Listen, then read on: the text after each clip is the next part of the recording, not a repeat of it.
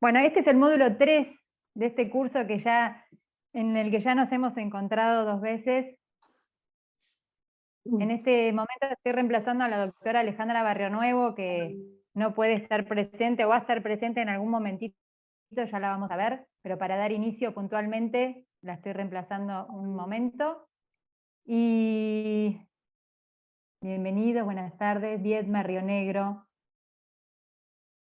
Bueno, para no dar ningún preámbulo, ninguna vuelta sobre en la entrada, le voy a dar directamente la voz a la doctora Alicia Mercau, que es actual vicepresidenta de Reflejar, y que va a dar las palabras de bienvenida en este nuevo módulo que nos convoca hoy. Doctora Alicia Mercau. Bueno, gracias, buenas tardes a todas y todos. Voy a ser breve porque en realidad no es necesario aclarar sobre esta propuesta de Reflejar, que ha tenido éxito ya en 2 módulos anteriores, con excelentes exposiciones y con tan nutrida y variada participación. Eso nos da la pauta de que realmente es exitoso y ha cumplido el objetivo que teníamos con Reflejar. Así que bueno, solamente darles la bienvenida, agradecerle a las expositoras y expositor, también a todos los que están presentes y agradecerles el apoyo a este proyecto de Reflejar, que es importante para nosotros contar con todos ustedes. Así que bueno, le paso directamente también la voz al doctor Rey Vázquez, que es quien va a presentar los expositores y vamos a disfrutar de ellos y sus exposiciones. Muchas gracias, buenas tardes. Muchas gracias, Alicia. Bueno, buenas tardes a todos y a todas las personas conectadas de distintos puntos de Iberoamérica. Es para mí un placer poder estar presentando esta actividad organizada por Reflejar, perteneciente a JUFEJUS, sobre una temática que desde hace prácticamente un par de años, tal vez un poquito más, viene calando muy hondo en todo el quehacer de los poderes judiciales, ¿no? Tratar de mejorar el lenguaje, hacerlo más claro, hacerlo más comprensible, accesible a el ciudadano, a los justiciables, ¿no?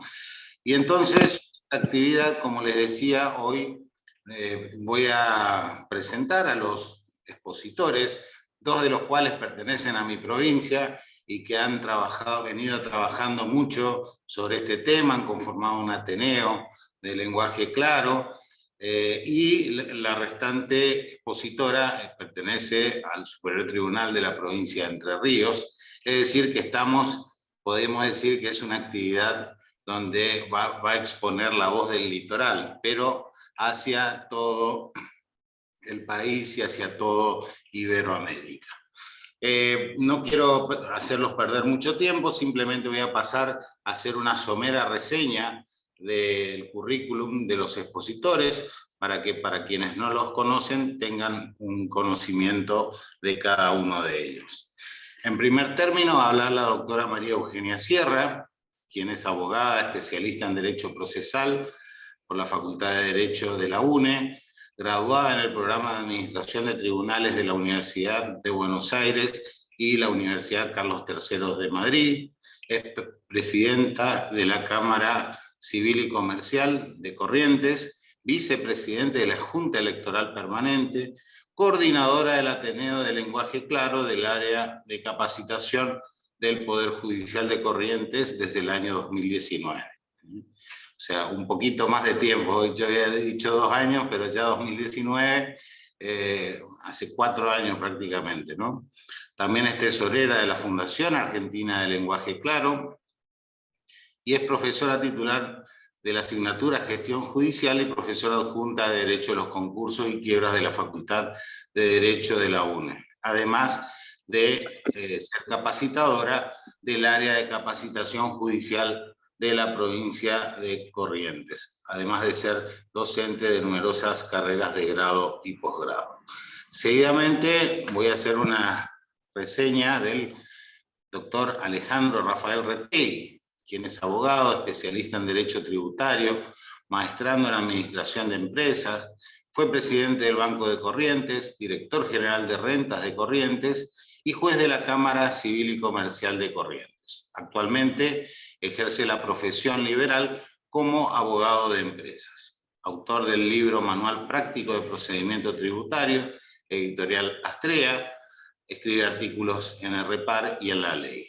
Su último artículo trata justamente del lenguaje claro en la práctica profesional, 6 pasos para escribir con claridad, publicado por Profesional 360 de La Ley. Además de ser también, al igual que la doctora Sierra, coordinador del Ateneo de Lenguaje Claro y coordinador de numerosas capacitaciones sobre la temática.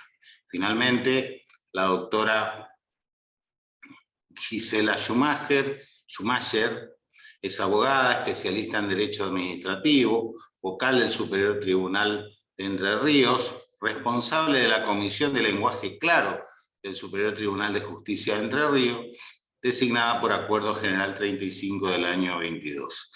Con anterioridad fue vocal titular por concurso de la Cámara en lo Contencioso Administrativo número 1 en la ciudad de Paraná, fue juez de paz por concurso en la ciudad de Paraná, secretaria del Superior Tribunal de Justicia en pleno, relatora suplente de la Sala de los Procedimientos Constitucionales y Penal del Superior Tribunal de Justicia, integrante del Cuerpo de Abogados de la Fiscalía de Estado de Entre Ríos, entre otros importantes cargos y actividades, ¿no? También integró el Consejo de la Magistratura, ¿no? En representación de la Asociación de Magistrados. Fue jurada de concurso de selección de integrantes de la magistratura y de la función judicial y del empleo público judicial. Es tutora de la diplomatura en comunicación jurídica organizada el año 2021 por la Facultad de Ciencias Económicas y de Ciencia de la Educación de la Universidad Nacional de Entre Ríos. Además es docente de Derecho Público en la Facultad de Ciencias Económicas, tanto de grado como posgrado. Hecha esta muy somera reseña, porque la verdad que los 3 expositores cuentan con un frondoso currículum, dejo ahora la palabra a los expositores, deseando que todos puedan obtener el mejor provecho de esta capacitación y esta charla. Muchas gracias a todos por la atención.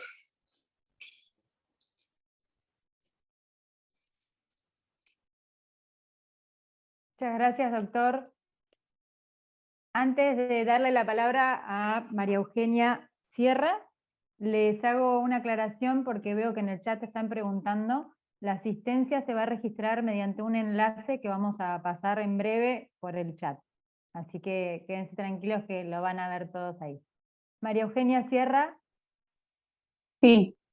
Te veo. Buenas tardes. Buenas tardes. Agradezco mucho la presentación del doctor Rey Vázquez, presidente del Superior Tribunal de Justicia de mi provincia. Agradezco a la presidente y vicepresidente de Reflejar, la doctora Claudia Misahuac y a la doctora Alicia Mercau, y también a las colaboradoras María Lorena Spickerman, Alejandra Barrio Nuevo, Belén Gómez, con quienes estuvimos en contacto para esta presentación.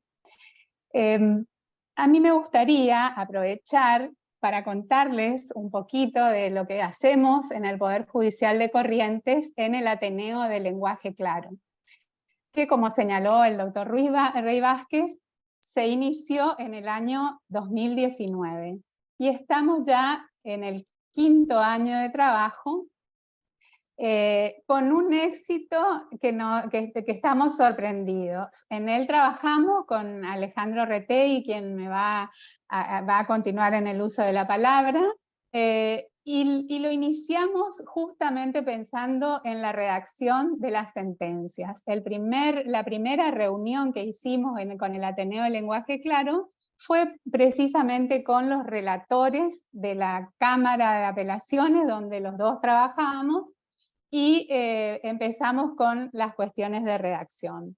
Entonces, quería contarles que esta relación del lenguaje claro y las sentencias tiene mucho que ver con ciertos pilares básicos desde donde nosotros vemos o enfocamos la relación entre lenguaje claro y sentencias.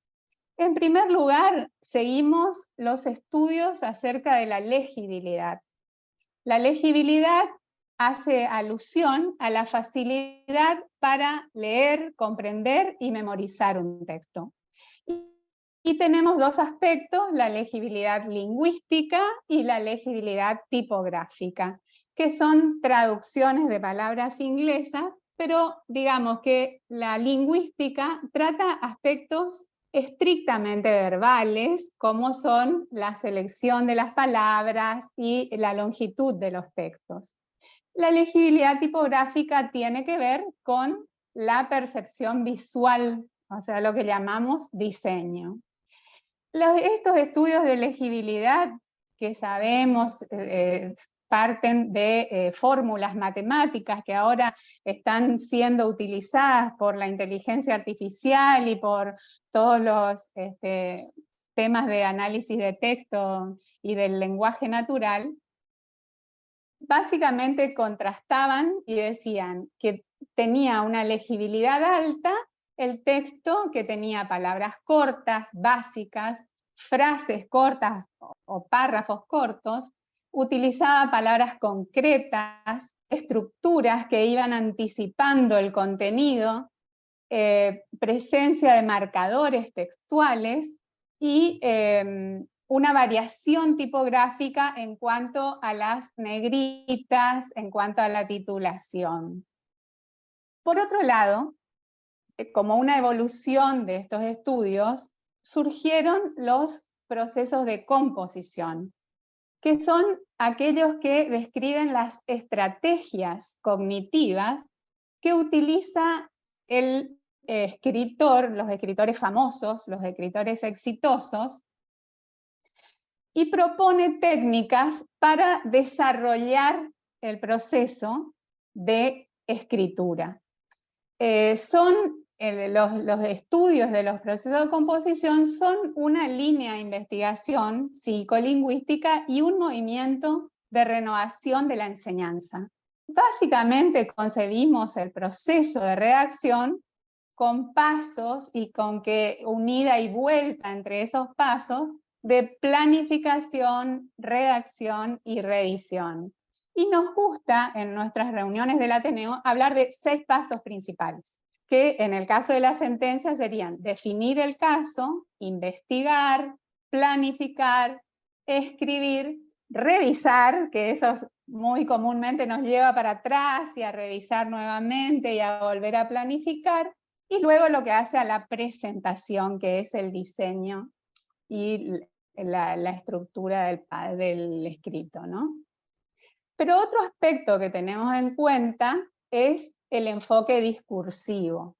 El enfoque discursivo se produjo como un giro epistemológico en la segunda mitad del siglo XX.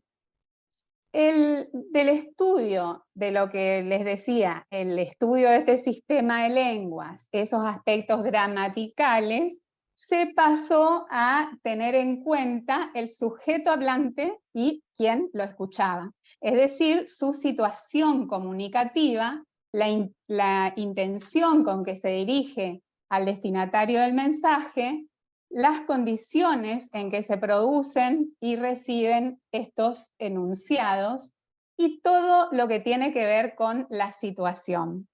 Por eso les decía que cuando hablamos del proceso de composición, nosotros nos gusta decir que analizamos esa situación de escritura, pensamos en el supuesto lector o en el lector objetivo. Estos enfoques, este cambio, digamos, epistemológico del que hablaba, se asienta sobre 3 disciplinas. La pragmática, que estudia el significado del lenguaje en uso, es decir, las intenciones que movilizan a los hablantes. El análisis del discurso, que focaliza las estrategias retóricas empleadas por quien emite el discurso. Y la lingüística del texto. justamente la lingüística del texto que surgió aproximadamente en los años 70 con aportes de la pragmática, de la sociolingüística, de la semántica, de la filosofía y también de la lógica, se analizan, por ejemplo, la coherencia en el nivel de la macroestructura, los recursos de cohesión en el nivel de microestructura, la aceptabilidad del texto por parte del receptor,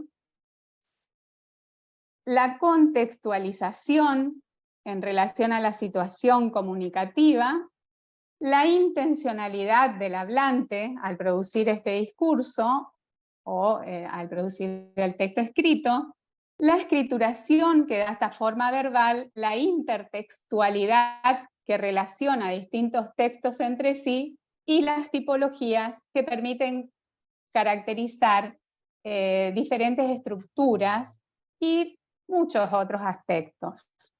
Uno de los autores más importantes en esta línea es Eugenio Cosseriu. Pero acá entonces podemos decir por qué hablamos de texto, por qué hablamos de discurso. El discurso justamente hace que pasemos de lo que es una oración a un enunciado, es decir, del análisis gramatical al estudio de un hablante en una situación comunicativa. Entonces, todo texto va a ser el producto de un discurso. El producto en el sentido de algo terminado, ¿no? Pero no necesariamente vamos a hablar de discurso y texto como algo escrito o hablado. Pueden ser cualquiera de los dos. Con estas bases, digamos, que donde nos inspiramos para trabajar en el Ateneo, voy a ir entrando en tema y diciendo, como ya se dijo repetidamente, ¿no es cierto?, qué es la comunicación en lenguaje claro, y utilizando esta definición de la Federación Internacional, decimos que una comunicación está en lenguaje claro si la lengua, la estructura y el diseño son tan claros que el público al que está destinada puede encontrar fácilmente lo que necesita y comprende lo que encuentra y usa esa información. De esta manera, de la misma definición, vemos cómo está inspirada en estas pilares o bases que fui enumerando. Y principalmente toma en cuenta entonces, cuando hablamos de lenguaje claro, tenemos que saber que no estamos hablando solo de redacción ni de cuestiones gramaticales, sino que tenemos, además de la redacción, que pensar en el destinatario, en la audiencia. Por ejemplo, la definición habla del público al que está destinada. Justamente en el Ateneo hicimos un trabajo de pensar si queremos hablar del lenguaje claro judicial, si hablamos de público, si hablamos de partes, si hablamos de justiciables, etcétera, ¿no? ¿Cómo podríamos mejorar esa definición para adaptarla al lenguaje judicial? Además de la audiencia, el claro propósito comunicativo, la estructura y el diseño al que aludí. Voy a hacer de estos 5 elementos, voy a tratar de hacer hincapié en la estructura. La motivación de la sentencia es una exigencia constitucional y legal, ¿no? Hay un principio de razón suficiente que hace que algo sea por esa razón, ¿no? Y entonces es preciso descubrir esa razón, mostrarla y expresarla en lenguaje claro, mediante un razonamiento lógico. La motivación se produce porque hay 2 principios en pugna en el proceso y cumple con 2 principios que son el de verificabilidad y el de racionalidad. La verificabilidad hace que la fundamentación de la sentencia sea controlable Los motivos, entonces, por los que decidimos tienen que ser claros y expresos para que el lector pueda seguir un hilo argumentativo. Obviamente se proscribe toda formulación en un lenguaje oscuro, vago, ambiguo, porque afectaríamos el principio de verificabilidad. Y por otro lado, aludí al principio de racionalidad, porque la decisión tiene que ser fruto de la razón. Y ahora con más razón con el Código Civil y Comercial nacional, que ya nos habla de casos y de una sentencia razonablemente fundada. Es decir, que no va a ser fruto ni de la voluntad ni va a ser arbitraria. Yendo a su estructura, la ley establece las formas que deben revestir distintas sentencias, ¿no? Porque hablamos de resoluciones o providencias simples, resoluciones interlocutorias, sentencias homologatorias, definitivas, etcétera. Todas están reguladas en la ley, es decir, en el Código Procesal. Entonces está su aspecto externo, pero también está el aspecto interno o su contenido. Estas formas tienen justamente la finalidad de asegurar la administración de justicia porque lo obligan al juez a leer detenidamente la cuestión, a expresar los fundamentos de su decisión, que los litigantes conozcan los motivos, y si uno omite algo de esto es causal de nulidad. Por otro lado, admitimos que la sentencia es un silogismo.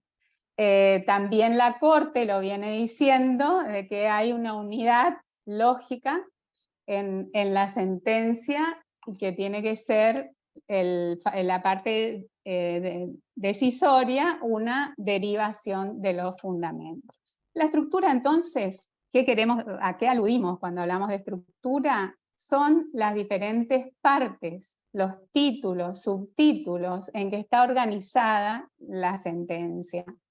¿Para qué? Para lograr una mejor comprensión, para que sea más clara y efectiva, para que el público al que está destinada pueda encontrar fácilmente lo que busca. La estructura adecuada para un texto jurídico depende siempre del tipo de documento, del género jurídico. Y por otro lado, ¿qué vamos a tomar en cuenta? Vamos a tomar la disposición de los párrafos, el uso de los conectores, la titulación y seguir el hilo argumental. En definitiva, ¿qué estamos hablando de estructura? Bueno, lo que sabemos todos que es y visto, resulta, considerando, fallo y firma. Y que las corrientes del lenguaje claro nos aconsejan ya ir dejando esta forma de titular las partes de la sentencia y hablamos en vez de resulta de antecedentes, de considerando, podemos reemplazarlos por fundamentos. Los fundamentos los vamos a ir clasificando, o sea, aquellos que son de derecho, aquellos que tienen que ver con los hechos. Y el fallo, que muchas veces se utiliza mando, ordeno, resuelvo, etcétera, y la firma, que ahora es digital, así que todo se fue modernizando, ¿no?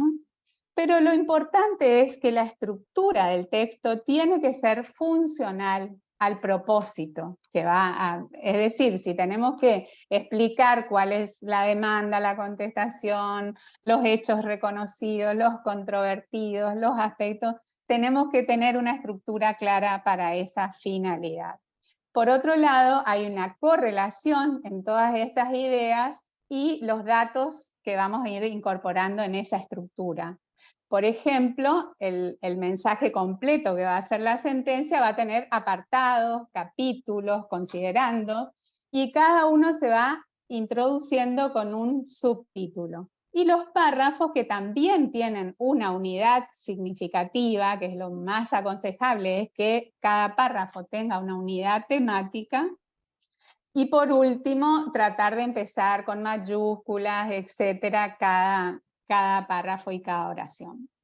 La estructura entonces nos ayuda a la claridad, da razones de las pruebas, de las conclusiones, o sea, ayuda al principio de verificabilidad, nos brinda una secuencia argumentativa, ayuda al principio de racionalidad del que hablaba al principio, organiza el análisis del caso, explica las conexiones entre premisas y conclusiones, facilita la navegación por el documento, en el caso, porque es común que ahora que leemos todo en la computadora, y nos movemos ya sea con links, podemos ir de arriba hacia abajo, el hecho de que haya párrafos, aprovechemos los espacios en blanco y hagamos la titulación, con más razón si incluimos un índice, ¿no es cierto?, facilita la navegación.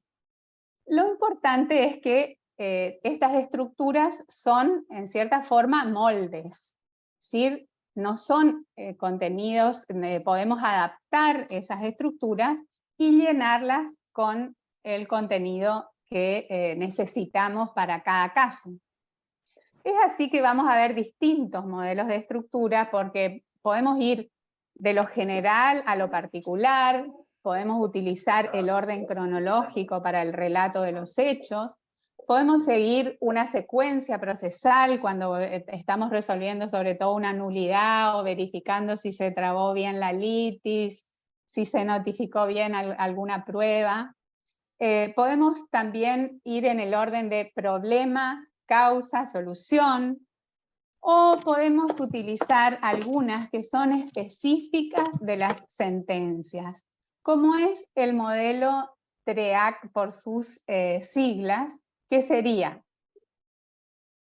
tesis, regla, explicación, aplicación de la regla, análisis de los contraargumentos y esbozar la conclusión. Es muy escaso el tiempo que tengo para desarrollarlo, pero sí, en el Ateneo nosotros desarrollamos otro que se llama CREAC, acá el doctor Retey fue, con él lo ideamos, que empieza por la conclusión, sigue por la regla, la explicación, la aplicación al caso, los contraargumentos y el cierre. Y entonces, ¿por qué me detengo acá? Porque empezar por la conclusión es lo que nos parece interesante en el sentido de brindar como el sumario del caso, como una síntesis que sirve para los periodistas, para alguien que no desea enterarse de todo el caso, pero sí saber de qué trata. Una vez que lee esa síntesis, a lo mejor le parece interesante y avanza en la lectura de los fundamentos, etcétera, ¿no?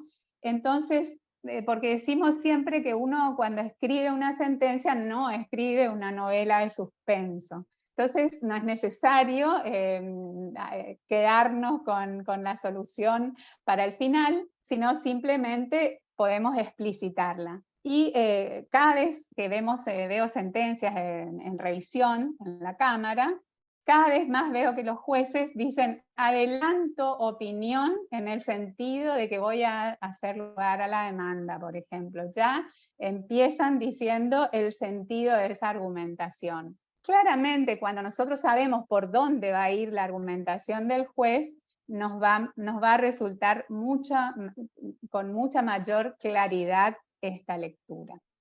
No sé cómo estoy de tiempo. Estamos bien. Si querés redondear, no hay problema. ¿Cuánto me queda? 5 minutitos más. Bueno. Entonces voy a referirme a un temita más que tenía reservado, no sabía el tiempo. Dentro entonces les decía, de estas estructuras, cada una responde a un género jurídico o un género discursivo. Justamente un filósofo ruso, Bakhtin, a comienzos del siglo XX es el que introdujo el concepto de estos géneros discursivos, ¿no? Pero también, fíjense, tiene que ver con todo lo que decíamos del contexto situacional y de la situación comunicativa, porque los géneros discursivos tienen que ver como con un contexto social, con la historia, se considera esa dimensión histórica y cultural, pero están referidos al ámbito en que se desarrollan. ¿sí? Vamos a tener géneros literarios, géneros periodísticos, géneros de contacto social, géneros humorísticos, y entre ellos están los géneros jurídicos. Estos géneros entonces se van a categorizar como nosotros lo sabemos, es decir, podemos categorizarlos desde el punto de vista de quién emite el acto, podemos clasificarlos desde su estructura, podemos clasificarlos por su contenido, por su finalidad. Dentro entonces de todos esos géneros van a estar el tipo sentencia, ¿no? Que va a ser un género, un subgénero, es decir, el género jurídico, un subgénero que va a ser el género de las decisiones judiciales. Ahora, además de clasificarlos por todo eso, porque lo importante de conocer los géneros es que cuando decimos, bueno, voy a leer una sentencia, ya sabemos, estamos esperando a alguien que nos soluciona definitivamente el conflicto, el resultado del proceso, etcétera, ¿no? Tenemos ya esa expectativa porque eso es lo que hace esa clasificación. Cuando recibimos una cédula, ya tenemos la expectativa de tener una notificación judicial, seguramente nos notifican una sentencia o tenemos que concurrir al juzgado para ser testigos en una causa, por ejemplo. Entonces cada género ya nos hace o acciona en nuestra comprensión determinada expectativa. Y eso, en la medida en que ese género, o sea, ese texto, satisfaga esas expectativas, va a contribuir a la claridad. Por eso es que ahora, como nos estamos preguntando cómo modernizar estas estructuras que vienen desde antes del siglo pasado. Entonces, además de tener esos géneros jurídicos, también podemos clasificar a la sentencia y a los textos desde el punto de vista de sus características internas ya, es decir, cómo está estructurada la información. Y así como les mostraba determinadas estructuras para la argumentación de la sentencia, es decir, la regla, la comprobación del caso y la subsunción, etc., cuando lo queremos textualizar, o sea, cuando lo queremos escribir, en ese momento es que vamos a pensar en estas otras estructuras que son secuencias donde vamos a ver las formas de cada segmento de la sentencia.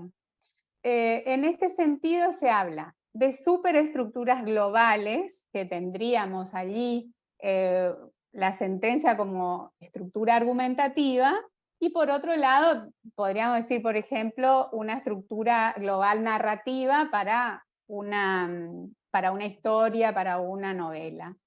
Entonces, dentro de la estructura global argumentativa, vamos a ver que en la sentencia recurrimos a todo este tipo de secuencias que están intercalados en la argumentación. Me refiero a las estructuras básicas que son la narrativa, la argumentativa, la expositiva, la descriptiva, instructiva y dialogal. Cada una de estas estructuras se van intercalando en la sentencia para lograr desarrollar esa estructura global de la argumentación.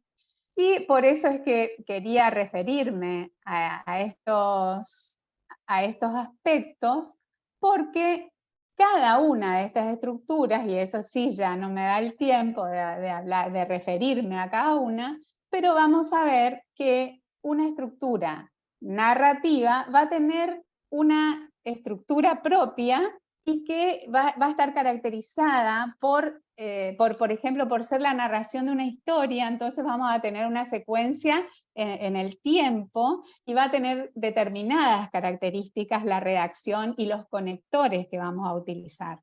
Lo mismo pasa cuando queremos hacer una estructura descriptiva. Vamos a querer decir, por ejemplo, que la inspección ocular, ingresamos por un pasillo, se abrió la puerta, etcétera, y vamos a ir describiendo. Y eso va a influir en la manera en que se va a estructurar esa secuencia con los tiempos de verbo, con los conectores que utilizamos. Bueno, de esa manera entonces, creo haber explicado cómo es la importancia de la estructura en favor de la claridad y la relación que existe entonces entre una buena estructura y los objetivos del lenguaje claro, que es que la persona a quien está destinada pueda encontrar fácilmente lo que busca y comprender y utilizar esa información. Gracias, María Eugenia. Es evidente que no nos alcanza el tiempo y vemos por qué han creado un Ateneo para esto, porque evidentemente tiene mucha explicación, mucho trabajo, mucha elaboración. Necesitaríamos otros Zoom más durante el año, ¿o no es así? Así es, así es. Me costó mucho llegar a la síntesis, pero Simplificar. creo que por lo gracias por el menos esfuerzo. el tema se pudo explicar bien. Gracias. Tenemos gracias, una Lorena. visión introductoria. Gracias, María Eugenia. Alejandro, Sí, ¿se me escucha ahí? se te escucha perfecto. Bien, bien. Bueno, yo quiero agradecer primero a Jufejus, a Reflejar y a todos los directivos y colaboradores y colaboradoras de Reflejar y de Jufejus por esta invitación. La verdad que hoy yo voy a hablar desde dos puntos de vista por haber estado después de la Cámara de Apelaciones junto a María Eugenia, y tal vez por ahí hable desde ese punto de vista, pero también, como ahora ejerzo la profesión, voy a hablar también desde el punto de vista del ejercicio profesional. Alejandra Barrio Nuevo me recomendó dos cosas. Uno es, tenés 15 minutos para hablar, y lo otro es, me dijo, tenés que hacer algo recontrapráctico. Vamos a intentar hacerlo. Yo voy a compartir unas filminas, es medio antiguo lo mío, unas filminas, porque hay ejemplos prácticos de lo que yo quiero comentar y de lo que voy a hablar. Y dado el poco tiempo que tenemos, voy a encarar únicamente dos temas que me parecen importantes, que se pueden aplicar rápidamente. A ver, vamos a compartir. Se pueden aplicar rápidamente a la práctica cotidiana. Creo que ahí se ve, ¿verdad? Sí, se ve perfecto. Sí, Bien. se ve perfectamente. Bien, yo los dos temas que quiero hablar en esta tarde y en los 15 minutos que tengo es de la maldición del conocimiento y de la economía de la atención, que son dos problemas que estamos enfrentando cuando escribimos una sentencia, una resolución judicial, o cuando cualquier abogado o abogada jurista se dirige a una persona poco familiarizada con el lenguaje jurídico. Y estos dos problemas los vemos en las sentencias que todos los días leemos y que todos los días producimos, y que nos pueden ayudar de alguna manera a prestar atención para que logremos claridad cuando nos dirigimos a un público, a un auditorio particular. Vamos por el primer tema. Nosotros como abogados o como abogadas vivimos en dos mundos jurídicos. Uno es el mundo donde estudiamos, analizamos el caso, leemos repertorios de jurisprudencia, leemos doctrina, leemos una doctrina que va para un lado, la doctrina que va para el otro, concurrimos a la facultad, damos clases, también hacemos cursos en Reflejar, vamos a jornadas, vamos a congresos, y de ahí vamos aprendiendo una forma particular de hablar, que es nuestro dialecto jurídico, nuestro tecnolecto, nuestra lengua de especialidad. De alguna manera, ser profesional del derecho es aprender a manejar ese lenguaje de especialidad. Pero a menudo olvidamos de que a quienes nosotros nos dirigimos como escritores que somos, porque somos escritores profesionales y escritores públicos, porque tenemos una función pública que desempeñamos en cada uno de nuestros poderes judiciales, olvidamos que la persona, ya sea las partes en el proceso, ya sea a los propios abogados, a los propios colegas, nos olvidamos que no siguieron el mismo recorrido para aprender aquello de lo que estamos hablando. Y entonces olvidamos a menudo de que la persona que nos está escuchando, que nos está leyendo, no puede manejar tal vez todo el léxico jurídico que nosotros tenemos para resolver un caso en particular. Entonces Steven Pinker, que es un psicólogo, tiene una definición acerca de lo que es la maldición del conocimiento, que es de alguna manera un concepto que viene de la economía, que es la dificultad que nosotros tenemos en concebir que la otra persona a quien nos estamos dirigiendo, nuestro destinatario, digamos, puede que no sepa todo aquello que nosotros hemos profundizado para preparar el caso. Si estamos viendo un caso de familia, si estamos viendo, ahí estaba el doctor Roy Vázquez, un tema de derecho administrativo, en mi especialidad un tema de impuestos, tal vez la otra persona a las cuales le estamos dictando esta resolución, esta sentencia, no haya hecho el mismo recorrido y no sepa de qué estamos hablando, o esté poco familiarizado con nuestro lenguaje jurídico. Entonces esta maldición del conocimiento, dice Pinker, se cuela de alguna manera en nuestro lenguaje.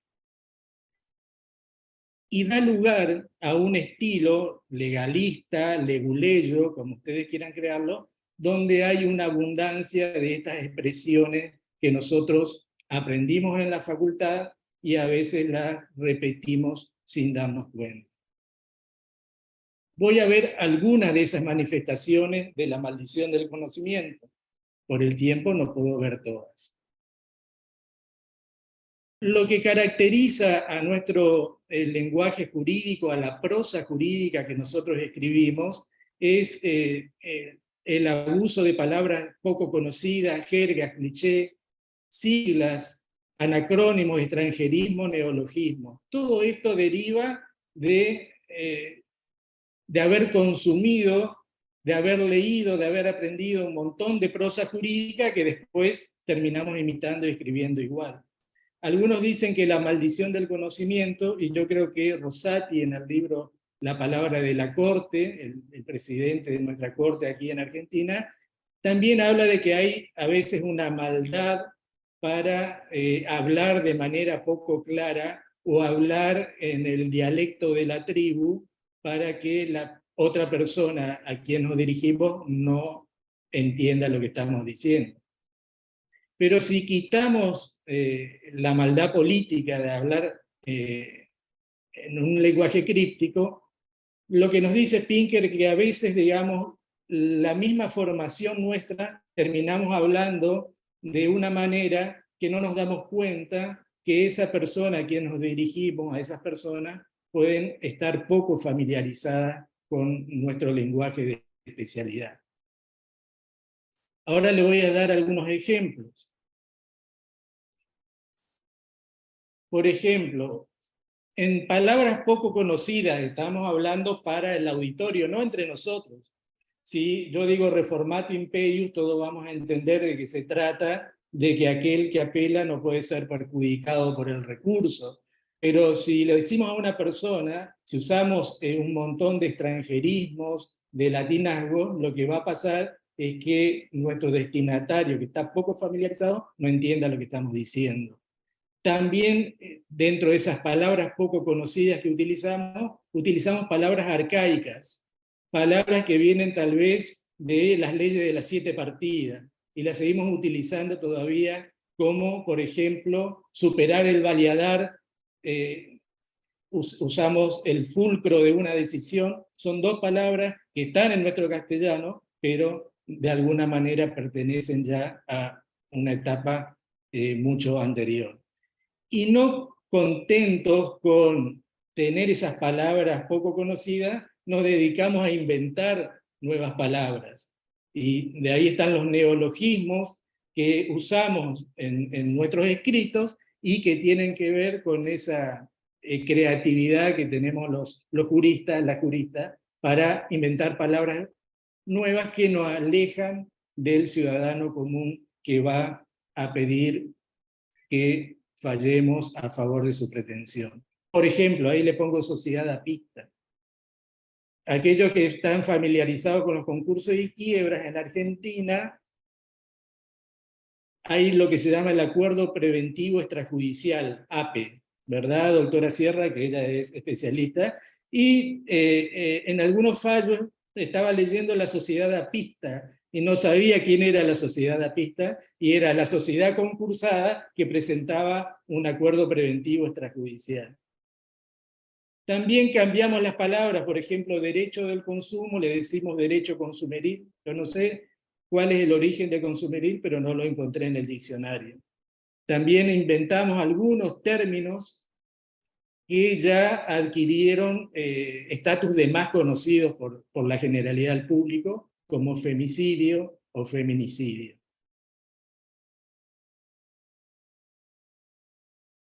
Otra forma en que se manifiesta esta maldición del conocimiento es el abuso de la jerga y los clichés en el momento en que escribimos. Tal vez cuando hablamos en un debate oral, en un proceso oral, esto no sea tan acentuado, pero cuando nos damos vuelta y tenemos que escribir la sentencia y tenemos que fundamentar, como decía la doctora Sierra, la sentencia, ya nos van saliendo casi automáticamente esta jerga, este argot, esta forma de hablar que tenemos. Por ejemplo, decimos pupilo al defendido en materia penal, le llamamos memorial a la expresión de agravio o simplemente al recurso de apelación, libelo inicial le llamamos a la demanda y tribunal cimero al tribunal superior de una organización jurisdiccional. Y después tenemos un montón de frases, de clichés que las ponemos porque tal vez pensamos que suenan bien, como cuando decimos desde esta atalaya, para decir desde este punto de vista. O decimos la clave de bóveda cuando decimos que hay un punto central clave en nuestra argumentación. Y también cambiamos las palabras, decimos cuestión fondal para referirnos a la cuestión de fondo en contraposición a una cuestión procesal. Y esta es la que me gusta más, es que es teoría sospechosa, que los constitucionalistas que están acá en la reunión, habla de aquellas leyes que prima facie de su simple lectura y forma manifiesta están en contraposición con el texto constitucional. Se le llama categoría sospechosa. No sé por qué. Sospechosa de inconstitucionalidad. No, si aún con esto, que ya tenemos suficiente para ir clarificando quiere decir que a la hora de corregir tratemos de borrar toda esta jerga, todos estos clichés y todas estas palabras que los demás no entienden.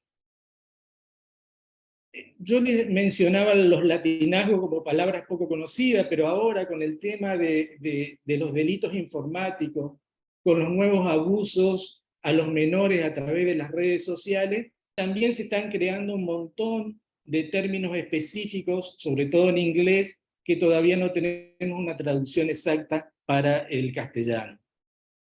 Con lo cual en latinazgo pongo, digamos, todas aquellas palabras en idioma extranjero. Pero aún si nos faltara para confundir aún más al lector, usamos un montón de siglas y abreviaturas que tienen que ver con nuestra burocracia jurídica.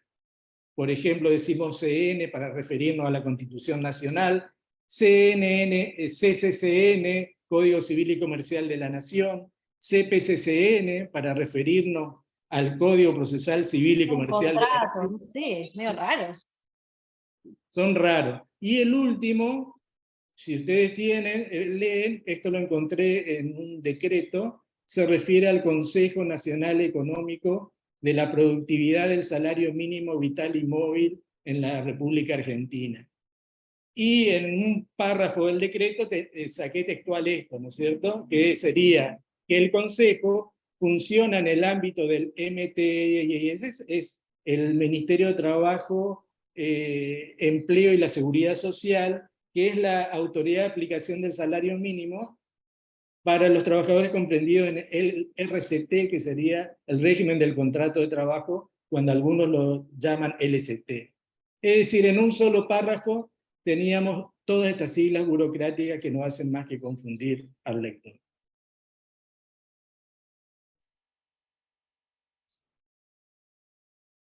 Bien.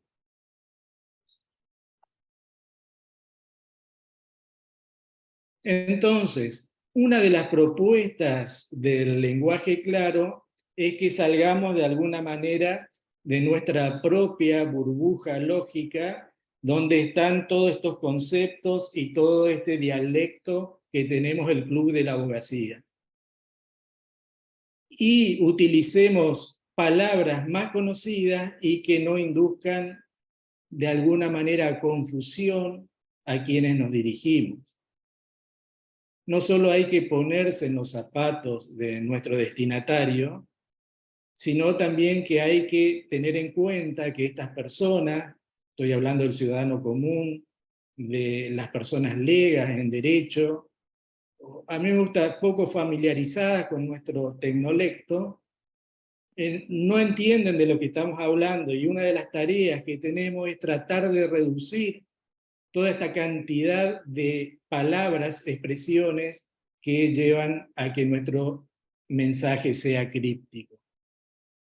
No estoy diciendo, y lo dejé para el final de esta argumentación, de que no usemos palabras técnicas, porque muchas de las palabras que yo les he mostrado hace un momento no son palabras necesariamente técnicas. Cuando hablamos con María Eugenia en el Ateneo, decimos, bueno, una cosa es hablar de la tenencia, de la posesión o de la propiedad de un inmueble, que ahí sí tenemos palabras técnicas de las cuales no podemos dejar de escribirlas. Y si las escribimos tenemos que aclararla brevemente. Entonces, para evitar la maldición del conocimiento, tratemos de salir de nuestra burbuja lógica de razonamiento llena de lenguaje de la tribu, a mí me gusta, del Club de la Abogacía. Y acá les dejo para terminar este punto, algo que comentó el doctor Augusto Belluccio, que fue juez de nuestra Corte Suprema Nacional, que ahora lo cita el doctor Rosati en el libro La Palabra de la Corte, y les leo porque me parece interesante analizar dos puntos acá. El doctor Belluccio dice que las sentencias deben cumplir las reglas de la prosa común, aunque sin incurrir en vulgarismo, lo que no quita que se utilice el lenguaje técnico cuando no es posible expresarse de otra manera. Creo que acá se resume un poco lo que estábamos diciendo recién. El lenguaje claro es la prosa común, como hablamos todos los días. Pero eso no quiere decir que incurramos en un lenguaje soez, vulgar o coloquial, porque el lenguaje jurídico es un lenguaje formal. Pero lo que nos advierte el doctor Belluccio es que siempre que sea posible no usemos las palabras técnicas, sino no usemos las palabras comunes. Fíjense la forma, y el doctor Belluccio tiene un manual de redacción, que ustedes lo pueden buscar en internet, que lo publicó la ley en el año 89. Entonces, les vuelvo a repetir porque esto me parece un resumen exacto de lo que quiero decir. Vamos por la prosa común, pero cuando tenemos que usar la palabra técnica, usémosla. Y si es posible decirlo de otra manera, digámoslo de la manera que más entienda nuestro destinatario. Bien.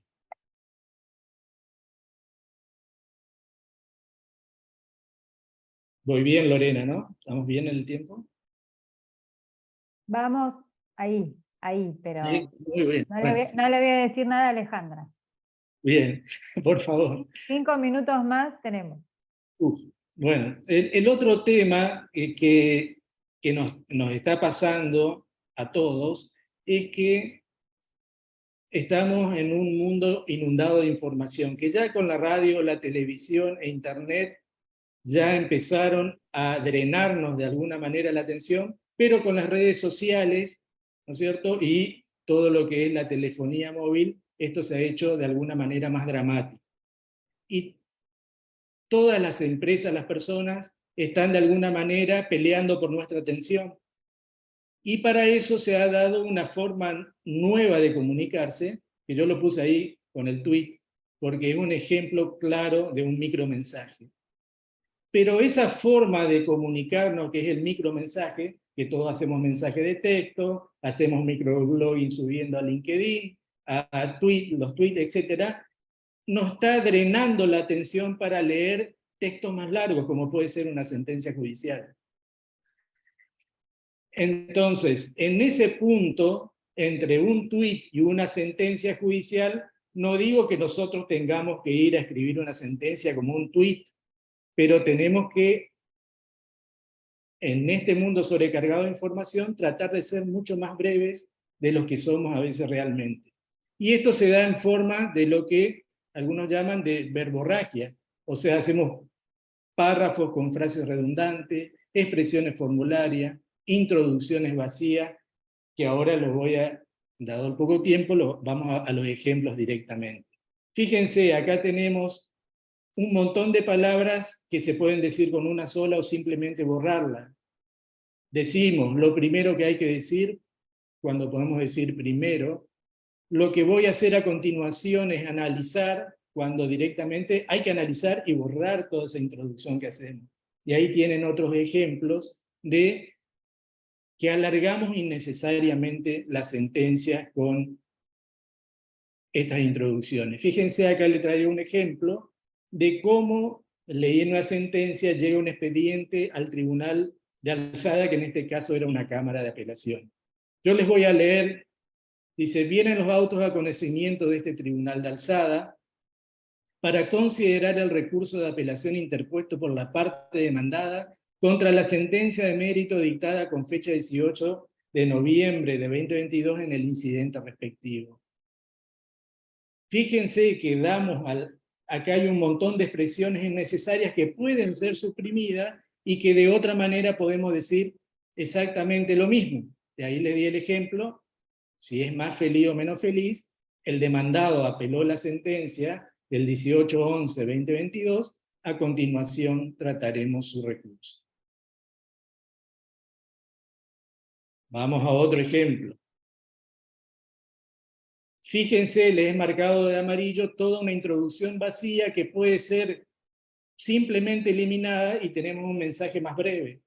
O sea, no le demos más tiempo a una persona a leer una sentencia cuando podemos sacar un montón de expresiones que no hacen más que alargar innecesariamente nuestro discurso. Fíjense, en virtud de las particularidades del caso, creo oportuno sintetizar las posiciones asumidas por las partes en el proceso, recordando que en el inicio esta sentencia hizo toda esta introducción para decir conceptualmente lo que tenemos a continuación, que es la relación sucinta, como dice nuestro Código Procesal, y ayer lo veíamos en el Ateneo, la relación sucinta del conflicto que hay entre las partes. Todo lo que está en amarillo podemos simplemente borrarlo. Le cambié emplazar por intimar, que es más sencillo, pero bueno, borrando lo que está en amarillo, podemos sintetizar brevemente lo que se está debatiendo en el caso. Fíjense también todas estas frases que cuentan lo que está haciendo el juez y que simplemente se puede borrar y poner lo que el juez tiene que decidir o contar. Por ejemplo, todo esto es cambiado algunas partes para que no se vea de qué fallo lo saqué. Dice, luego de un pormenorizado y exhaustivo análisis de de la documentación agregada podemos concluir. Y yo siempre digo, bueno, para eso nos pagan, para hacer un exhaustivo análisis de la documentación agregada a la causa. Con lo cual podemos decir, concluimos que, de la documentación concluimos que, y hacer la conclusión que queremos dar. También, otro que he leído, y los leo a ustedes, conforme surge de las constancias de la causa que tengo a la vista, la actora presentó su recurso de apelación.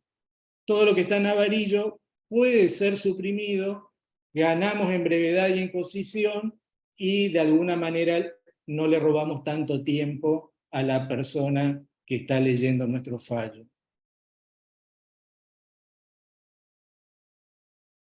En definitiva, digamos, acá hablé únicamente, como decía Lorena, nosotros en el Ateneo profundizamos todos estos temas, que toqué 2 temas, y siempre traigo a colación esta frase de Adam Friedman, que escribe sobre nuestro estilo leguleyo, que dice: lo que distingue a la jeringosa legal es la combinación de terminología arcaica, y ahí entran las palabras poco conocidas, neologismo, latinazgo, y todas las palabras que vamos inventando, y su febril verborrea, como si estuviera escrito por un amanuense medieval hasta arriba de crack.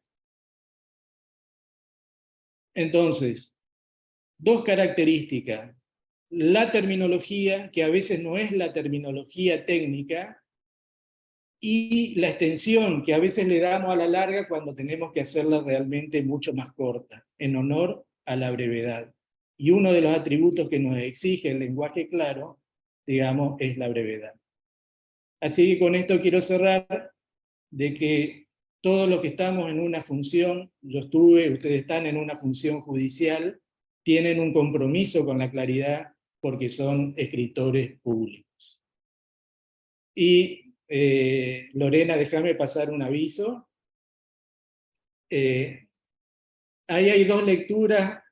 Uno es 6 pasos para escribir con claridad, que, como decía el doctor Rey Vázquez, publicó la ley en el suplemento, en la revista profesional 360, que ahí cuento los pasos que mencionaba la doctora Sierra, que son esos 6 pasos para lograr mayor claridad en lo que escribimos.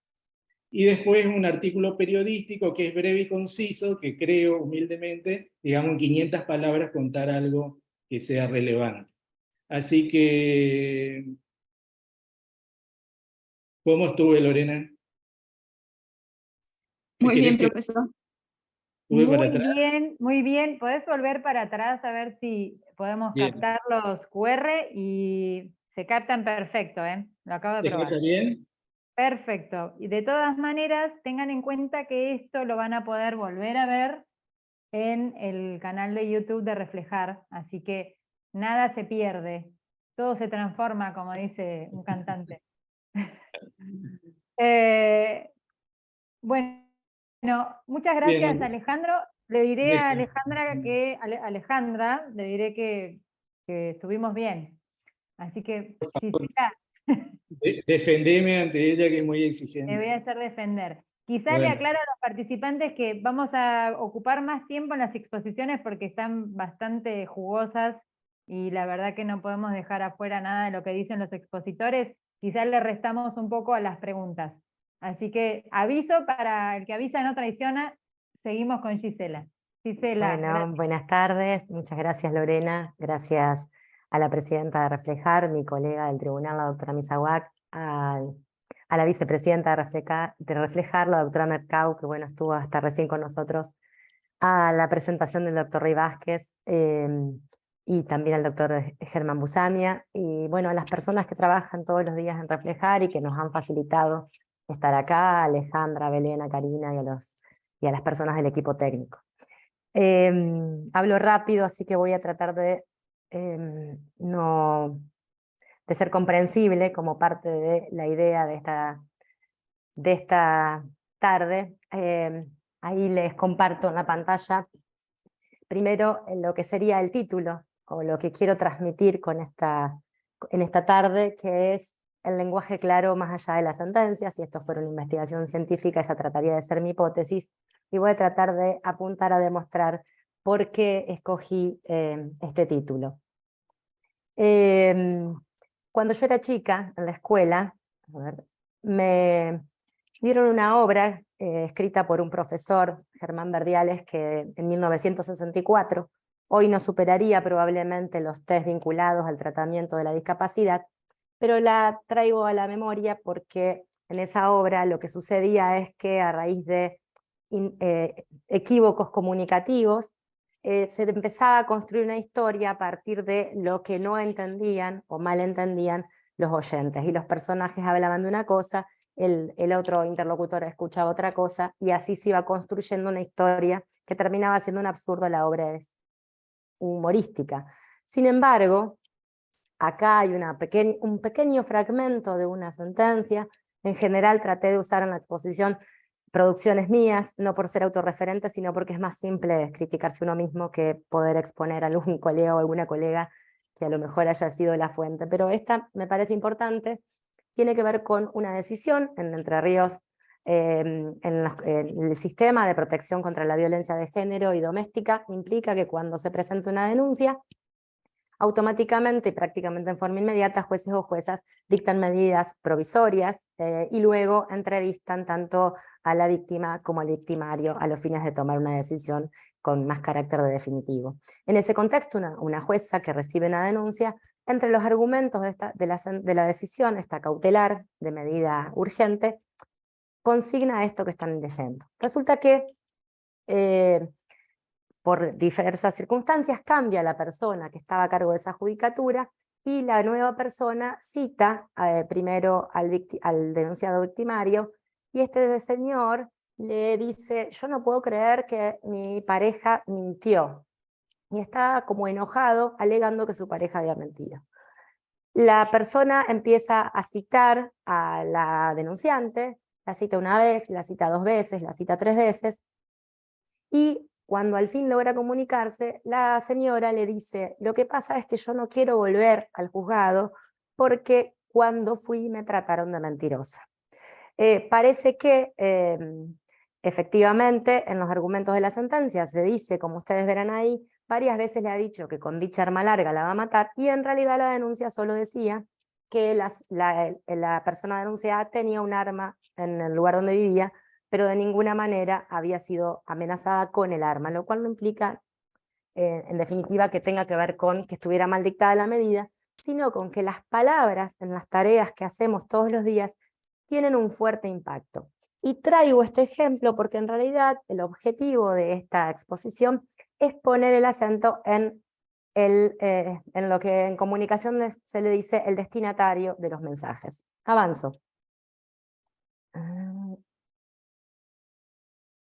Cuando yo al menos me empiezo a involucrar con las ideas del lenguaje claro, mi mirada es que hay todo un aspecto o bagaje teórico, científico, técnico, en función de la posición epistemológica que uno se ubique, que incluye, o entre otras cosas, las teorías de la argumentación jurídica, las reglas de la gramática, o más bien las reglas de la lengua, las teorías de la comunicación, y ahí viene de la mano el impacto de la digitalización y de la tecnología en las comunicaciones.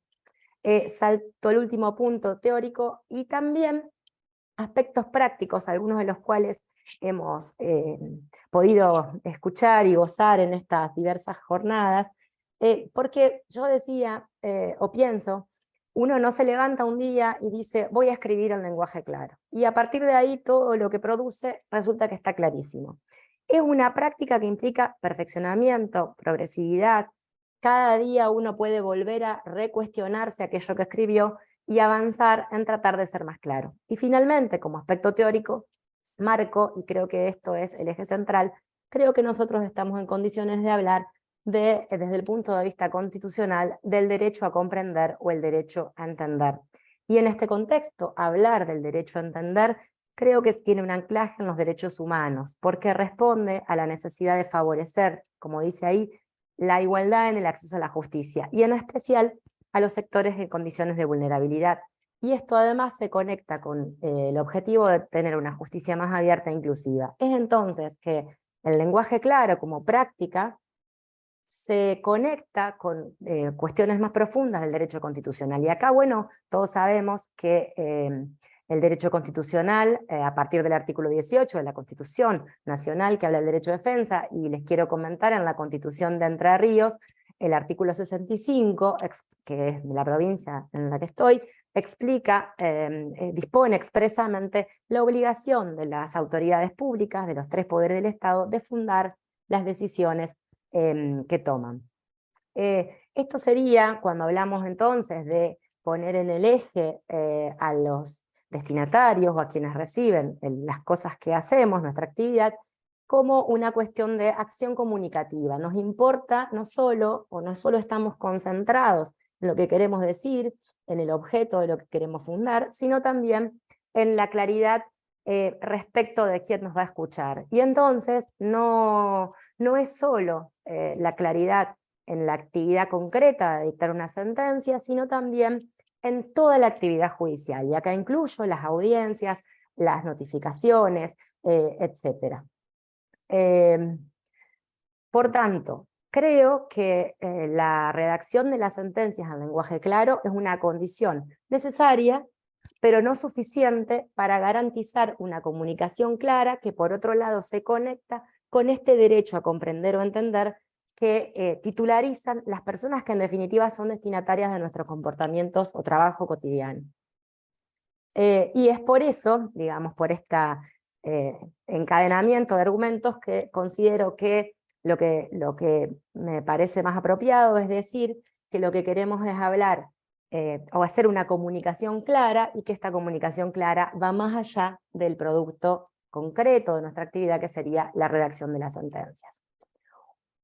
Acá brevemente, porque algunas de las reconocidas personas que han hablado en este curso, tanto en las jornadas anteriores como hoy, personas que cuando uno recorre la literatura sobre el lenguaje claro en Argentina aparecen porque algo ya han aportado a nuestra construcción de conocimiento, pero sí es cierto que la idea de hablar en forma clara o del lenguaje claro es un invento o una cuestión que viene más bien del pragmatismo de los países del norte del mundo. Aparece en la década de los 70 vinculado a lo comercial o a lo empresarial, con un fin más de la eficacia, es decir, las comunicaciones bancarias, también las comunicaciones de las administraciones públicas. Aparecen países como Suecia, Estados Unidos, Gran Bretaña, que empiezan a preocuparse por la comunicación clara, teniendo en cuenta que eso en definitiva se transforma en algo más eficiente a la hora de evitar conflictos. Como decía la profesora Sierra y también explicaba el profesor Retegui, nosotros por la naturaleza de nuestra actividad tenemos como necesidad la idea de argumentar, y la argumentación clásica derivada de la lógica aristotélica a la que estamos acostumbrados y sobre la que estamos chipeados es esta idea de tenemos una premisa mayor, que es la norma, tenemos la premisa menor, que es el caso, y luego la conclusión a la que llegamos a partir de un proceso de subsunción. Sin embargo, en esta construcción teórica lógica necesaria para arribar a la fundabilidad, nos encontramos con que el lenguaje técnico del derecho es complejo, pero a su vez esta historia que tan claramente mostraba el profesor Retegui, las complejidades del lenguaje judicial muchas veces son creadas de forma innecesaria y sin fundamento o sin una utilidad. Y acá me concentro, traigo a este semiólogo, al que más conocemos a veces más por sus tareas de novelista, en El nombre de la rosa, Umberto Eco, un semiólogo italiano, que habla del lector in fábula. En el libro El lector in fábula habla del lector modelo. ¿Y por qué traigo a Umberto Eco? Porque en definitiva Umberto Eco lo que plantea es esta idea de el lector modelo. Y él pone entonces, él dice, bueno, nosotros hablamos, escribimos, construimos un mensaje en los términos en que mi hija aprende en la escuela la teoría de la comunicación, ¿no? Emisor, receptor, mensaje, canal. Construimos un mensaje. Bien, pero tenemos a alguien del otro lado, que es el receptor en la teoría de la comunicación, que interpreta lo que nosotros decimos. Y Umberto Eco dice, este lector hace interpretaciones infinitas, o puede hacer interpretaciones infinitas de lo dicho, y también interpretaciones infinitas de lo no dicho. Imagínense entonces que cuando nosotros decimos que queremos comunicarnos claramente, lo primero que quiero poner en el eje de nuestra comunicación es el quién está del otro lado. Y esto está en muchos manuales acerca de que hablan del lenguaje claro, es ¿a quién le hablamos? Cuando escribimos o cuando dictamos una sentencia, ¿a quién le hablamos? Le hablamos a la comunidad, le hablamos a la academia que puede analizar doctrinariamente lo que escribimos, le hablamos a la prensa si la causa tiene interés, le hablamos a las instancias superiores cuando estamos pendientes si confirman o no confirman la sentencia, le hablamos a los abogados y a las abogadas, le hablamos a las personas involucradas, sobre quienes estamos resolviendo, sobre sus destinos, sobre su vida, sobre su patrimonio.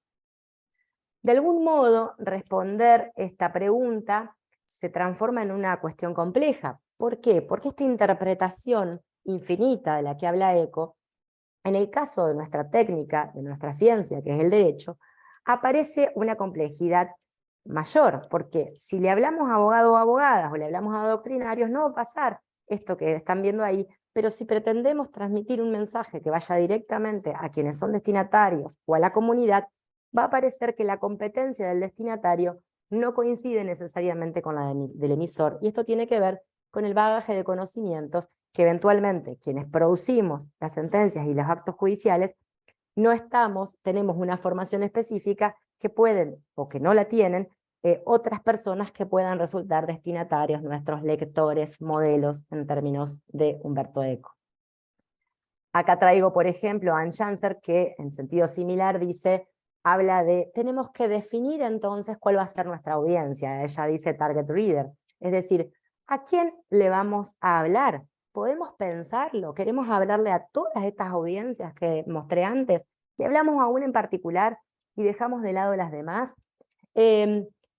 Y lo dice la doctora Sierra en algún artículo que leí que ella había escrito, dice, bueno, cuando nosotros queremos abarcar mayor cantidad de audiencias, el problema es que más difícil se torna aquello que queremos escribir. Si queremos que sea comprensible para todos, como dice la definición de lenguaje claro, el problema es cómo hacemos cuando hay diversas competencias en los auditorios imaginados.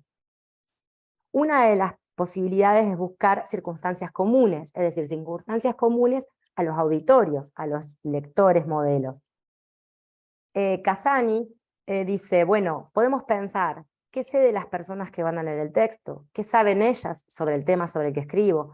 ¿Qué impacto quiero causarles? ¿Qué información tengo que explicarles? ¿Cómo se las tengo que explicar? ¿Cuándo y cómo leerán el texto? Pero además podemos pensar en que hay una gran variabilidad en las sentencias que podemos tener que decidir. Por el interés que pueda despertar en las personas, puede ser que haya interés mediático, institucional, por los grupos sociales que estén involucrados, cuando hablamos de consumidores, de empleo público, por la materia, salud, ambiente, violencia doméstica, por si es una cuestión novedosa en la jurisprudencia. Y también, aunque acá no está, hay es disímil el trabajo de la actividad judicial, no es lo mismo a lo mejor una tutela cautelar en una primera instancia que una tercera instancia donde uno tiene necesariamente que hacer análisis muy técnicos como son aquellos vinculados a las admisibilidades de los recursos cuando estos no son ordinarios. Acá traigo a estas dos personas, bueno, la doctora Lorena Tula del Moral la escuchamos en la jornada anterior, y a Máximo Apa, porque de algún modo entiendo que hay una contradicción en las posiciones de estas dos personas. La profesora Tula del Moral, y lo dijo en su exposición, entiende que tenemos que hacer una sola redacción que pueda ser entendida por la mayor cantidad de personas y que esas personas puedan entenderlo aun cuando no tengan conocimientos jurídicos. Mientras que APA sostiene que es posible o no se debe descartar, además de una redacción simple y una comunicación clara, hacer o construir o incluir dentro de las decisiones fragmentos de mensajes que separen la técnica y que sean específicamente destinados a quienes van a ser las personas afectadas por las sentencias. Creo que pueden coexistir ambas posiciones. No descarto la posibilidad de que en algunas situaciones el discurso tenga un aspecto, un fragmento específico destinado a quienes van a ser, sobre todo los que van a tener que cumplir, los destinatarios de las decisiones judiciales. Y también creo que esa distinción, en un caso y en otro, en principio quien está en mejores condiciones de realizarla es justamente quien tiene que decidir. Puede haber situaciones por el análisis del tipo de causas, por el análisis de la vulnerabilidad en que esté la persona, por el análisis de lo que se trata, que sea necesario hacer una explicación más simple, pero que no sea posible solo con una explicación simple cumplir con la fundabilidad que nos exige el derecho constitucional, tanto en el artículo 18 de la Constitución Argentina como en el caso de Entre Ríos en forma expresa. Acá esto lo traje, la verdad es que los manuales sobre lenguaje claro hay muchos y muy buenos. Uno es el de la profesora Tula del Moral, hay otro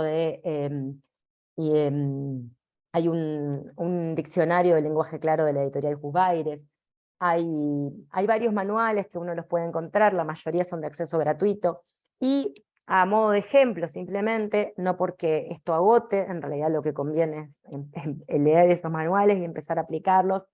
Algunos ejemplos de falta de lenguaje claro, el uso del plural oficial. A mí me parece interesante porque cuando nos hablamos de el tribunal, la cámara, el juzgado, de algún modo despersonalizamos la decisión. Y yo entiendo que por responsabilidad republicana de los actos de gobierno, entiendo que quienes somos funcionarios o funcionarias, en cualquier instancia, en cualquier poder estatal o función estatal, en realidad tenemos que formar parte, de visibilizar que es una función que se está cumpliendo y personalizarlo, y no abstraernos de la decisión, porque también nos sirve incluso para mantener plena conciencia acerca de el valor y la trascendencia de lo que eventualmente podemos estar decidiendo.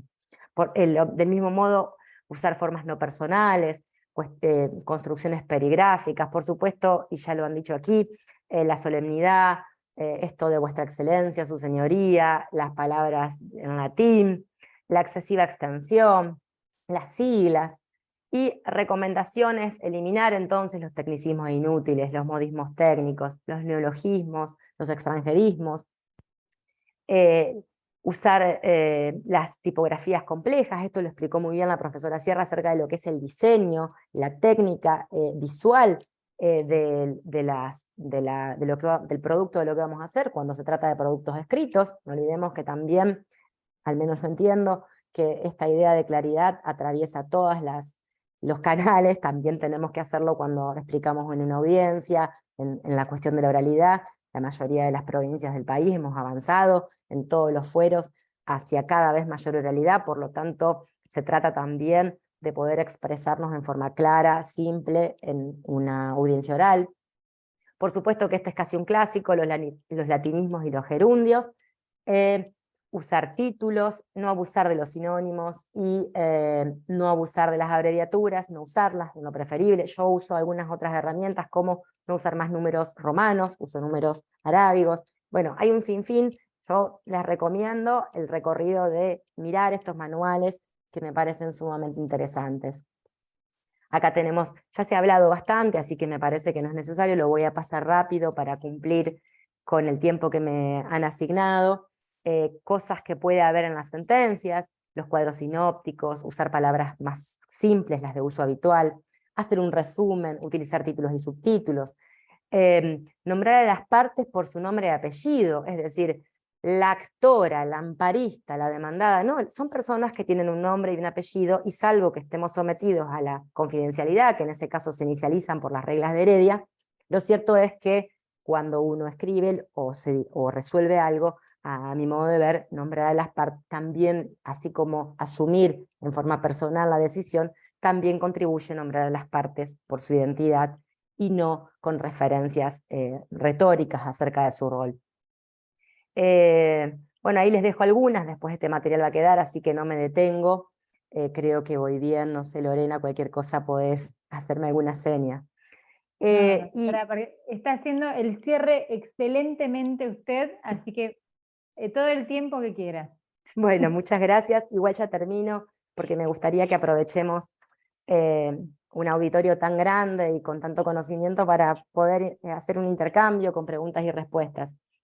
En esta idea que va más por el lado del doctor APA, que probablemente de la mirada en esto más técnica de Tula del Moral, yo considero, y esto es una posición personal, entiendo que si uno utiliza las fuentes de todas estas ciencias que mencionaba al principio, probablemente no tengamos una conclusión unívoca sobre si esto es lo mejor o no, y aún si consideramos esto como una solución, probablemente no entendamos la comunicación del mismo modo, y por tanto podamos tener diferencias, tanto desde el punto de vista de las teorías de la comunicación, como desde el punto de vista de las teorías de la argumentación, como desde el punto de vista, yo lo que creo que no debiera haber diferencias, es la mirada sobre la constitucional y de derechos humanos de nuestra tarea.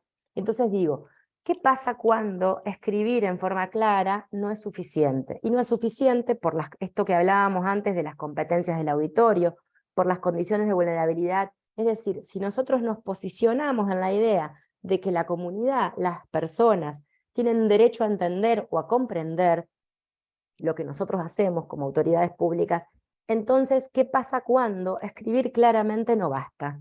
No basta para garantizar, con la mirada puesta en el lector modelo, no basta para garantizar la comprensión. Entiendo que es posible utilizar estrategias adicionales, en muchos casos no sé cuáles son las mejores, no sé cuáles son las peores y cuáles podrían. Ahora les voy a contar algunas que he explorado, aún no estoy segura si han sido correctas o no, pero lo comparto porque en definitiva han sido búsquedas sobre las que he ido para ver si era posible. Les muestro acá algunas cosas que pienso que no están bien, son propias, así que la crítica es para mí misma. Uno es un ejemplo de latinismo, por supuesto. Otra, la que está en el medio, es una larga transcripción de varios fallos, y entonces una de las cosas que uno encuentra en estos manuales es no hay que hablar a través de los fallos, uno tiene que hablar, y las citas en todo caso van en las notas al pie. Y otra es esta causa que acá marqué, tenía 59 páginas. Es cierto, hay algunas otras, en algunos documentos se habla de la sentencia del juicio de Mariano Ferreira, que tiene 1619, bueno, yo no soy como esos jueces, ¿no? Pero la verdad es que creo que no debí escribir 59 páginas. ¿Qué pienso que está bien? Pienso que está bien en un contexto determinado, y pienso que está bien en algunos supuestos, y pienso que está bien con algunos recaudos. La primera es un ejemplo de un mensaje que se le hizo a una niña de 11 años que estaba involucrada en una causa muy, muy compleja. Se hizo como parte de la sentencia de tercera instancia del Tribunal que integro, y era un problema de comunicación con un femicidio incorporado en el medio, con una comunicación entre abuelos, con denuncias de todo tipo, y muy compleja. Y la complejidad fue resuelta de forma técnica porque tenía que ver con las admisibilidades de los recursos. Sin embargo, entendimos que había que transmitirle algo a la niña, porque en realidad la extraordinaria complejidad de los debates familiares en torno a ella hacían que realmente la sentencia escrita, como uno hubiera escrito una sentencia de una tercera instancia, no fuera suficiente. Esto es una cosa que me genera dudas. Creo, en su momento, la profesora Tula del Moral decía, bueno, si las personas son menores de edad, los jueces por ahí no podemos hablarles directamente, para eso tenemos técnicos. Creo que a veces se puede hacer igual, consultando a los técnicos que han intervenido en la causa, por ejemplo, si es un modo adecuado de comunicarse o no. No todas las causas lo permiten, pero sí creo que uno puede explicarle a una nena de 11 años qué es un tribunal, qué es una decisión, que las decisiones no siempre son fáciles, entre otras cosas. Y el otro ejemplo es intentando en esta práctica continua de de escribir con claridad. Era una causa de una acción de amparo. En Entre Ríos las acciones de amparo se tramitan en forma muy rápida, hay 3 días para contestar la demanda, o 7 como máximo, 3 días para dictar sentencia, son días corridos, y luego hay un plazo de 5 días previa vista para que el superior tribunal decida en última instancia. La causa en términos técnicos no era tan simple, era un tema de obra social y un tema de cuestiones de salud, pero sí se agregó este párrafo que tiene que ver con una explicación en forma un poco más simple, porque como había trámite administrativo, había expedientes, había referencias complejas, diciéndole al destinatario de esta sentencia, la persona que en definitiva estaba pidiendo el amparo de su salud, qué es lo que se había realizado en la causa y qué se había resuelto. A esto se le agregó un link que se comunicó en la notificación con un video de YouTube donde en forma personal le expliqué al señor qué era lo que se había resuelto, y me generó muchas dudas hacer esto, por un lado porque si uno estaba haciendo un video quiere decir que el video no podía ser, en términos muy técnicos, grabado con anterioridad a la sentencia como acto constitutivo. Entonces la notificación me parecía más apropiado que la referencia al link estuviera en la comunicación, aunque se le advertía en el texto de la sentencia que podía acceder a esta explicación. Otras de las cosas que se me presentaron como problemas en esa circunstancia fue, ¿qué pasa si la oralidad llega a ser interpretada como algo distinto a lo que en realidad se había sentenciado? Bueno, uno de los párrafos decía justamente que la explicación era los fines de poder transmitir en forma simple el contenido de la sentencia, pero que lo que en definitiva era el contenido era lo que estaba escrito. Y también esto genera otros problemas, porque más allá de quienes no están de acuerdo con este doble discurso en un mismo acto, también es cierto que puede generar recelos en los profesionales de la abogacía, y las profesionales pueden decir, ¿por qué el juez o la jueza me están haciendo mi trabajo, que es interpretar, en definitiva, la cuestión técnica del acto sentencial? Para, sentencial no vendría a ser un término claro, es como consumeril, doctor Retegui, digo, ¿qué hace este juez o esta jueza interpretando cuando esa es una de mis tareas, ser un intermediario y auxiliar indispensable en una cuestión judicial? Esto no es propio, pero bueno, también lo pongo acá porque quiero hacer esta reflexión. Yo no sé si esto es bueno o es malo, es decir, en términos profundos, no sé si funciona o no funciona, si es bueno o es malo. Lo que digo es, hay jueces y juezas a lo largo del país que están intentando mecanismos de comunicación, que están intentando hacer efectivo esto de el derecho a comprender y a entender, y también pienso en que esto también se conecta con la demanda de la comunidad acerca de cuánta distancia ponemos nosotros en nuestra función cotidiana y hasta qué punto eso es democrático o contribuye a, ser más a que la democracia sea más efectiva si nosotros tratamos de acercar, de hacernos entender, pero sobre todo de garantizar que aquellos y aquellas sobre los que vamos a decidir en sus vidas sepan quiénes los deciden, por qué lo deciden, cómo lo decidieron, y por supuesto, ¿no?, que uno pueda decidirlo rápidamente. No es simple. Creo que, como lo dije al inicio, la técnica de trabajar en forma clara es un camino de ida. Uno empieza y se mira un día atrás y dice, esto no se entiende, y se mira 10 años atrás y dice, esto no se entiende nada. Y bueno, en mi experiencia, que quiero compartir, porque de eso se trata, que me hayan invitado a estar acá, en mi experiencia me parece muy saludable aceptar el desafío de tratar de ser más claros y más claras, y creo, esto sí es una convicción, que contribuye a que la democracia y el sistema republicano, con la publicidad de los actos de gobierno y con esta mirada con perspectiva de derechos humanos acerca del derecho a comprender o a entender, creo que es saludable para quienes todos los días hacemos este trabajo. Así que bueno, muchas gracias por la invitación y gracias por la atención. Bueno, acaba de hablar la doctora Gisela Schumacher, que es vocal del Superior Tribunal de Justicia de Entre Ríos, con tanta generosidad en su discurso, la sencillez en la autocrítica, porque revió lo que hizo en el pasado y vio que no está mal y que estaba mal y lo siguió corrigiendo y se sigue corrigiendo. Y además me ahorró el trabajo en esta cosa de la economía de la atención. Me ahorró el trabajo a mí de hacer el cierre porque hizo un recorrido espectacular sobre lo que dijo María Eugenia Sierra, Alejandro Retegui, y me exime de decir más palabras porque realmente hizo el cierre perfecto, diría yo. Así que tengo de todas, tengo salutaciones, felicitaciones, muy buena exposición, qué generosidad, brillantez, humildad y todas estas cualidades que resalta acá la gente que se quedó, que en esta economía inclusive de la atención, fíjense que nos mantuvimos siempre arriba de 300 personas. Es increíble. Así que hemos tenido la atención de toda esta gente que no solamente es de Argentina, sino que es de Iberoamérica.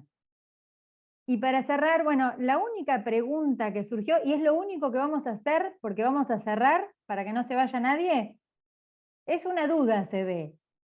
María José Araujo preguntó, ¿se puede participar del Ateneo?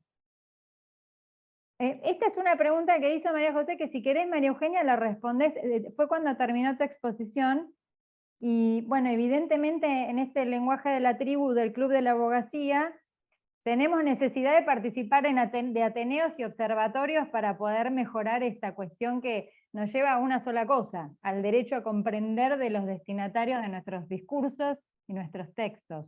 Así que esa pregunta cortita y nos despedimos todos. Bueno, me encanta que quieran participar del Ateneo.